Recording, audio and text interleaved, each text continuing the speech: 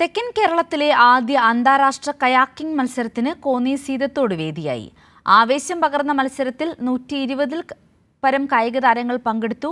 കെ.യു. ജനീഷ് കുമാർ എം.എൽ.എയുടെ നേതൃത്വത്തിൽ നടക്കുന്ന കോന്നി കരിയാട്ടം ഫെസ്റ്റിന്റെ ഭാഗമായിട്ടായിരുന്നു അന്താരാഷ്ട്ര kayaking championship.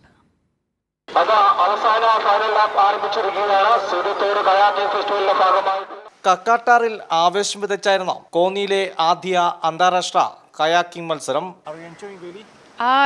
Yes, wonderful event.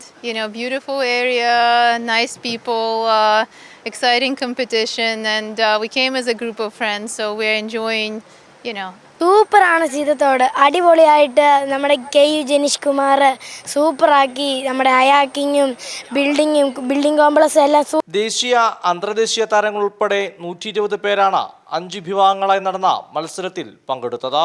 നേപ്പാളിൽ നിന്നും ഉക്രൈനിൽ നിന്നുള്ള ആളുകളാണ് നമുക്കിവിടെ വന്നിട്ടുള്ളത്. അതുപോലെ തന്നെ ഉത്തരാഖണ്ഡ്, ഉത്തർപ്രദേശ്, മധ്യപ്രദേശ്, തമിഴ്നാട്, കർണാടക, ഒറീസ തുടങ്ങിയ സംസ്ഥാനങ്ങളിൽ നിന്നുള്ള ആളുകളും മത്സരാർത്ഥികളും ഇന്നത്തെ കയാക്കിങ്ങിൽ പങ്കെടുക്കുന്നുണ്ട്. വിജയികൾക്ക് സിനിമാ താരം നവ്യ നായർ സമ്മാനങ്ങൾ വിതരണം ചെയ്തു. കോന്നിയുടെ ടൂറിസം വികസനം ലക്ഷ്യമാക്കിയാണ് കെ.യു. ജനീഷ് കുമാർ എം.എൽ.എയുടെ നേതൃത്വത്തിൽ കരിയാട്ടം ഫെസ്റ്റ് നടത്തുന്നത്. കോന്നിയുടെ ടൂറിസം സാധ്യതകളെ ലോകത്തിനു മുമ്പിൽ കരിയാട്ടം അവതരിപ്പിക്കുകയാണ്. കക്കാട്ടാറിൽ നിന്ന് കൈരളി ന്യൂസിനു വേണ്ടി ക്യാമറമാൻ അഖിലേഷ് കുണനൊപ്പം സുജു ടി ബാബു.